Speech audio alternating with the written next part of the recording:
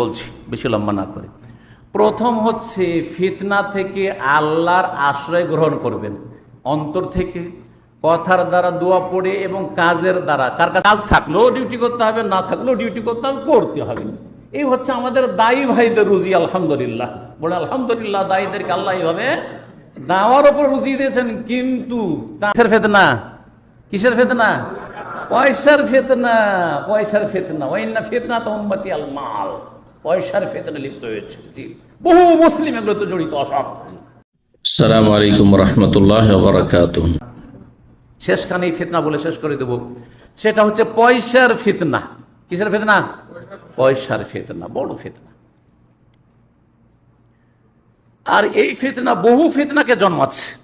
এই পয়সার ফিতনা বহু ফিতনাকে জন্মাচ্ছে। পয়সার ফিতনা সম্পর্কে আল্লাহ রাব্বুল আলামিন কোরআনে কারিমে এসবকে ফিতনা বলেছেন। জি, একটি হাদিস বলি সংক্ষেপ করার জন্য। মুসনাদ আহমদের হাদিস, তিরমিজির হাদিস, হাদিসটি সহিহ। নবী করিম সাল্লাল্লাহু আলাইহি ওয়াসাল্লাম বলছেন, ইন্না লিকুল্লি উম্মাতিন ফিতনা। প্রত্যেক উম্মতের এক একটা ফিতনার বস্তু ছিল, এক একটা ফিতনার বস্তু ছিল বা বিষয় ছিল। ওয়া ইন্না ফিতনাতা উম্মতি আল মাল। আর আমার উম্মতের ফিতনার কারণ হচ্ছে মাল, ধন, সম্পদ। সম্পদ। এই ধন কি করে ফিতনা, সম্পদ ফিতনা। এই ফিতনার কারণে কেউ সুদ খাচ্ছে, অফিসার সরকারি বেতন নিচ্ছে, আবার ঘুষ খাচ্ছে। কেউ বকশিসের নামে, হাদিয়ার নামে কিনেছে, সে ঘুষ খাচ্ছে, হারাম খাচ্ছে, বড় বড় অঙ্কের ঘুষ খাচ্ছে। আর ছোটই খাক না কেন, হারাম রুজি। এই পয়সার ফিতনার কারণে হারাম রুজিতে লিপ্ত। কোথা থেকে পয়সা আসছে এটা দেখার বিষয় নয়, ও ইনকাম সোর্স কি, হালাল না হারাম দেখার বিষয়, পয়সা আসলেই হইল। এই পয়সার ফিতনার কারণে অনেক প্রবাসীরা টাকা পয়সা কাউকে ধার দিচ্ছে, আমানত দিচ্ছে, নিয়ে উধাও, নিয়ে উধাও। গত বুধবারে শেখ সেলিমউদ্দিনের সেন্টারে একটা দর্শে সাপ্তাহিক থাকি, ওখানে ছিলাম। তো এক ভাই নিয়মিত দার্সে আসে, অনেকদিন পরে এসছে। তো শেখ সেলিমউদ্দিন বলছে যে এই ভাইটা বিপদে আছে, শেখ একটু দোয়া করিয়েন। কি বিপদে আছে? বলছে 60 লাখ টাকা দিয়েছিল ভিসা কেনার জন্য এজেন্টকে, এজেন্ট অফিস নিয়েই পলাতক। হ্যাঁ, কত? 12 লক্ষ। ও কিন্তু ওর সঙ্গী মিলে কত টাকা ছিল? আচ্ছা, 24 লক্ষ। 24 লক্ষ টাকা বলছে। 24 লক্ষ, 1 লাখই হোক, দিল কিসের জন্য? ভিসার জন্য। আর নিয়ে অফিস সহ উধাও। এখানে ফিতনা আছে, কম আর বেশি ফিতনা আছে। যারা উধাও হয়েছে তো বড় ফিতনাতে তো লিপ্ত হয়েছে। কিন্তু এই ভাই যদি নিজের আত্মীয় স্বজনকে নিয়ে আসার জন্য দেয়, তাও কি ভিসা বেচা কি জায়েজ? এই ফতোয়া আলেমদের শেখদের কাছ থেকে নিয়ে নেবেন, ভিসা ব্যবসা জায়েজ কিনা ফতোয়া নিয়ে নেবেন। 2 নম্বর কথা হচ্ছে, এই ভিসা দিয়ে যদি নিয়ত থাকে যে আমি কিনবো 3000, 4000 আর বিক্রি করবো 6000, 7000, সেই জন্য এত লাখ টাকা দিয়ে রেখেছি, এটাও পয়সার ফিতনা। এটাও কিসের ফিতনা? পয়সার ফিতনা। কারণ আপনার বেতন যথেষ্ট হয়নি, আপনার এই রুজি যথেষ্ট হয়নি, রাতারাতি আরো একটু বড় লোক হইতে হবে। সবাইকে দেখছি ভিসার ব্যবসা করে কোটিপতি হয়ে যাচ্ছে, আমিও চলো 10টা ভিসা নিয়ে যাই দেশে। কথা বুঝতে পেরেছেন না? পয়সার ফিতনা, নানা দিক থেকে পয়সার ফিতনা। তার মধ্যে একটি ফিতনার কথা বলি, কারণ এটি হচ্ছে উম্মতের ফিতনা। এই উম্মতের অধিকাংশ লোক পয়সার ক্ষেত্রে দুর্বল হয়ে যাবে, ফিতনা লিপ্ত হয়ে যাবে। সোশ্যাল মিডিয়ায় আজকাল পয়সার ফিতনা। কিসের ফিতনা? পয়সার ফিতনা। আজকাল বিভিন্ন হ্যাকাররা অথবা খুব কিছু খারাপ লোক, আমি কিন্তু ওই সোশ্যাল মিডিয়া বেশি বুঝি না, ইমেল পাঠাচ্ছে বা মেসেজ দিচ্ছে যে তুমি বিভিন্নভাবে। তার মধ্যে একটা হচ্ছে যে তোমাকে হ্যাকার অ্যাটাক করেছে, সুতরাং তোমার এই করে দেবো, সেই করে দেবো, $500 পাঠিয়ে দাও, না হলে তোমার মানহানি করে ছাড়বো। নতুন খবর এগুলো, সাবধান। আপনি ভয়ে চিন্তা করেন মান ইজ্জতের ব্যাপারে, ভাই আমি দিই $500 দিয়ে জান বাঁচুক, ইজ্জত বাঁচুক, ইনকাম সোর্স। আরও কি জানেন, আমার কাছে কয়েকবার টেলিফোন এসছে, আর মেসেজ এখন 1,20,000-এর মেসেজ এসে আছে, ডিলিট করিনি। আমার কাছে মেসেজ 2-3 দিন আগে এসছে যে আপনার অমুক সুপার মার্কেট, অমুক মার্কেট থেকে, মল থেকে আপনি 1,20,000 রিয়াল জিতেছেন, 2টো নম্বর দিয়েছে, এতে যোগাযোগ করবেন। তো আলহামদুলিল্লাহ যোগাযোগ করিনি, কারণ অত টাকা লাগবে না আমার। কথা বুঝতে পেরেছেন? আচ্ছা, কোনোদিন যোগাযোগ করিনি, কিন্তু মাঝে মাঝে টেলিফোন আসে। একদিন এক উর্দু ভাষী, বলবো না কোন দেশি, কারণ দেশি বলে বলে ওদের হইতে অ্যালার্জি আছে অনেকে। উর্দু ভাষী পাকিস্তানি হইতে পারে, আবার ইন্ডিয়ান হইতে পারে, তাই না? তো এক উর্দু ভাষী আমাকে টেলিফোন করছে, করার পরে বলছে যে আপনি ইतना लाख जीता है, डॉलर जीता है। तो बोला अच्छी बात है, तो क्या करना होगा? तो ऐसा कीजिए, को पैसा आप अकाउंट नंबर आपका दीजिए, और दूसरा यह है कि उसको ट्रांसफर करने के लिए कुछ खर्चा पानी चाहिए। खर्चा चाहिए, क्या चाहिए, कितना चाहिए? अब ज्यादा नहीं, आप 500 रियाल भेज दीजिए, 500 रियाल भेज दीजिए। তখন আমি বলছি, ভাই আমি 500 রিয়াল না পাঠিয়ে আপনি তো কয়েক লাখ টাকা আমাকে দিতে চাইছেন, আপনি 500-র জায়গায় 5000 রিয়াল রেখেলেন, আর বাকিটা আমাকে পাঠিয়ে দেন। বুঝছেন, বাকিটা আমাকে পাঠিয়ে দেন, অসুবিধা নেই। 500 রিয়াল চাইছেন তো আপনি বাকিটা। তখন ও বিরক্ত হয়ে বলছে, আপ বাত नहीं समझते हैं। বলছে, হ্যাঁ हम ऐसे ही समझते हैं, हम ऐसे ही समझते हैं, आप बात समझने की कोशिश नहीं कर रहे हैं। আমি ভাই বুঝি ভালো, আমি মোটা খাই মোটা বুঝি, আমি তোমাকে 500 রিয়াল চাইছিলাম, 5000 দিয়ে দিলাম, বাকিটা পাঠিয়ে দাও আমাকে। আর কোনো টেলিফোন নাই। কথা বুঝছেন না? কিসের ফেতনা? কিসের ফেতনা? পয়সার ফেতনা, পয়সার ফেতনা। ওয়াইন্না ফিতনা তো উম্মতি আল মাল, পয়সার ফেতনা লিপ্ত হয়েছে। জি, বহু মুসলিম এগুলো তো জড়িত অসৎ। পয়সার আর একটি ফিতনা হচ্ছে ইউটিউব থেকে ইনকাম করা। ইউটিউব থেকে কি করা? ইনকাম করা। যারা অসৎ চরিত্রের, তারা নোংরা ফিল্ম ইউটিউবে আপলোড করে তারা ইনকাম করছে। কিন্তু এটা পুরাতন যুগ থেকে চলে আসছে, আমরা জানতাম না, এটা জানতাম না।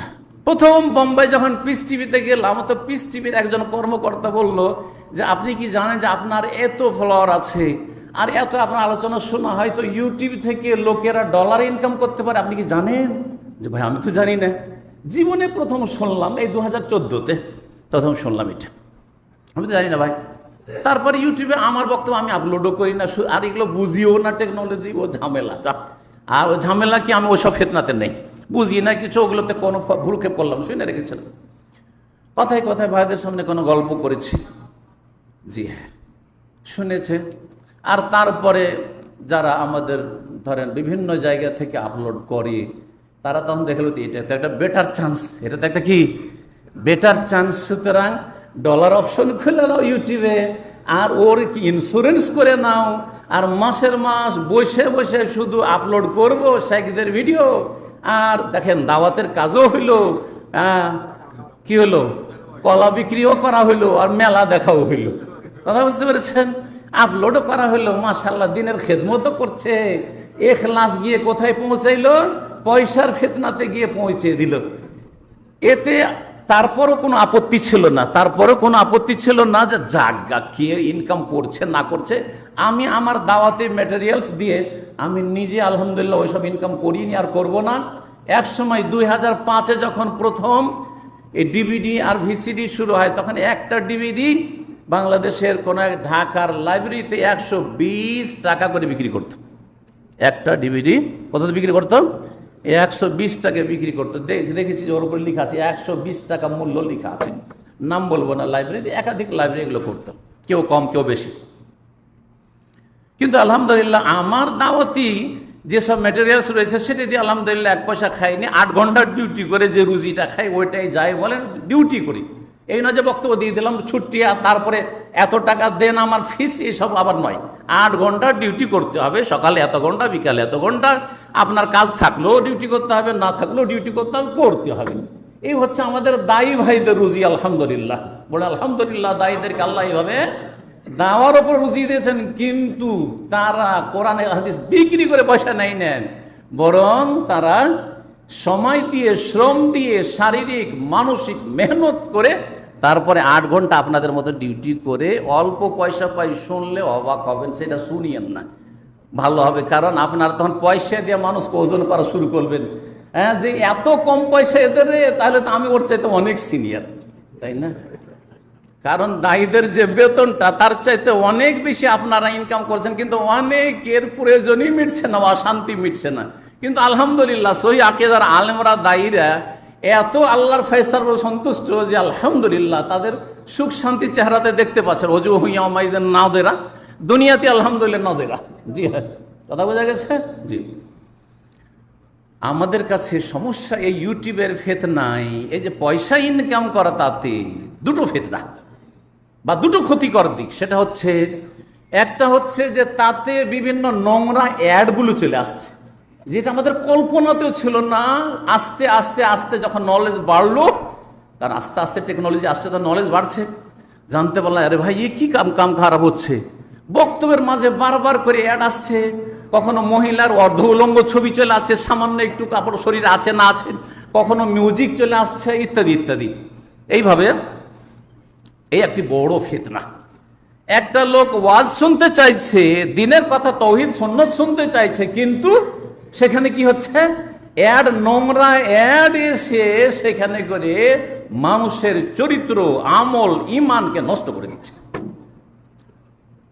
বিভিন্ন দেশে যখন সফর করলাম, অনেক হিতাকাঙ্ক্ষী ভাইরা যারা নিয়মিত, এমনকি ফারায়েজের দার্স যেগুলো সাধারণত শুনে না, শুষ্ক দার্স, সেগুলো ফলো করতো, তারা অনেকে বললো যে ভাই শেখ আপনার দার্স আর শুনতে পারি না, অথবা সহি আকীদার আলেমদের দার্স অনেকের শুনতে পারি না। কারণ বলছে শোনা শুরু করি, অ্যাড আসা শুরু হয়, খারাপ অ্যাড আসতে লাগে, মিউজিক আসতে লাগে, মহিলাদের ছবি আসতে লাগে, তখন খুব খারাপ লাগে, যার ফলে এগুলো বাদই দিয়েছি, আর ইন্টারনেটে ইউটিউবে আর ওয়াজই শুনবো না। নাউজুবিল্লাহ। তাহলে কত ক্ষতি করলেন আপনি দাওয়াতের, আপনার পয়সার ফিতনার জন্য কত ক্ষতি করলেন আপনি।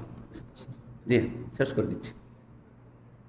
আর একটি ক্ষতি দাওয়াতের ময়দানে এই ফিতনায়, পয়সার ফিতনায় লিপ্ত হওয়ার কারণে, সেটা হচ্ছে কপিরাইট। যেই ব্যক্তি ডলার নেওয়া শুরু করলো, সেই ব্যক্তি একবারে এমন দখল করে ফেললো, আর ইউটিউবে যে আপনার ইন্স্যুরেন্স কোম্পানি আছে তাদের সিস্টেমে, এখান থেকে কেউ যদি কপি করে আপলোড করে তাহলে তার এই ক্ষমতা নেই।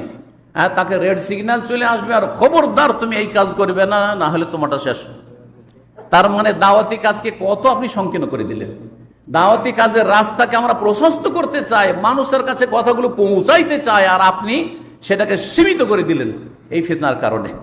ইন্না লিকুল্লি উম্মাতিন ফিতনা, প্রত্যেক উম্মতের ফিতনা রয়েছে। ফিতনাতু উম্মতি আল মাল, আমার উম্মতের ফিতনা হচ্ছে ধন সম্পদ। আল্লাহ যেন সমস্ত ফিতনা থেকে বেঁচে থাকার তৌফিক দান করেন, হালালে সন্তুষ্ট হওয়ার তৌফিক দান করেন, হারাম থেকে আমাদেরকে যেন আল্লাহ অমুখাপেক্ষী করে দেন। আল্লাহ মাগফিনা বিহালালিকা আন হারামিকা ওয়া আগনিনা বিফাদলিকা আম্মান সিওয়াক। রব্বানা আতিনা ফিদ দুনিয়া হাসানাহ ওয়া ফিল আখিরাতি হাসানাহ ওয়া কিনা আযাবান নার। রব্বানা যালামনা আনফুসানা ওয়া ইল্লাম তাগফির লানা ওয়া তারহামনা লানাকুনান্না মিনাল খাসিরিন।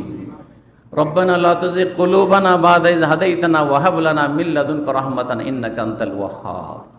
শেষখানে একটি কথা না বললে হয় না। এতক্ষণ তো ফিতনার কথা বললাম, আর ফিতনা থেকে সাবধান করতে চাইলাম, কিন্তু ফিতনা থেকে বাঁচার তরিকাটা কি, বাঁচবেন কিভাবে, 2-3 মিনিটে বলছি, বেশি লম্বা না করে।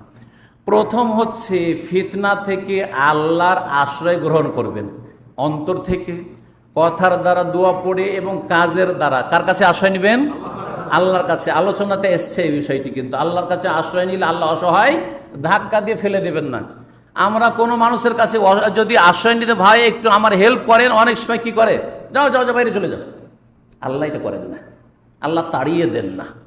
আল্লাহ রাব্বুল আলামিন অবশ্যই আশ্রয় দেবেন, পানাহ দেবেন। সুতরাং কি করতে হবে, বেশি বেশি ইস্তিআজা করতে হবে, আল্লাহর কাছে আশ্রয় নিতে হবে। আল্লাহুম্মা ইন্না নাউযু বিকা মিনাল ফিতান মা যাহারা মিনহা ওয়া মা বাতান। সমস্ত রকমের ফিতনা থেকে যেই দোয়াগুলি আশ্রয় রয়েছে, সেই দোয়াগুলি বেশি বেশি পড়বেন। 2 নম্বর হচ্ছে আপনি আল্লাহকে ভয় করবেন, আল্লাহর ভয় করবেন। আল্লাহর ভয় আপনাকে যখন ধরবে, তখন আপনি ঝামেলা, ফিতনা, আর এই ডানে বামে বাঁকা রাস্তা, মিন্না মিন্না এদিক ওদিকে রাস্তা, এইসব বাদ দিয়ে দেবে। তখন সোজা রাস্তা আপনি চলবেন। আপনি খাশিয়াতুল্লাহ, আল্লাহর ভয় ভীতি নিজের মধ্যে পয়দা করার চেষ্টা করুন, তাকওয়া পয়দা করার চেষ্টা করুন, আখিরাতমুখী হন, দুনিয়া লোভী হইয়েন না। তৃতীয় যে বিষয়টি রয়েছে সেটা হচ্ছে আল্লাহর কাছে দ্বীনের ওপর অটল থাকার জন্য দোয়া করা। দোয়া করা, নবী করিম সাল্লাল্লাহু আলাইহি ওয়াসাল্লাম দোয়া শিখেছেন এই মর্মে।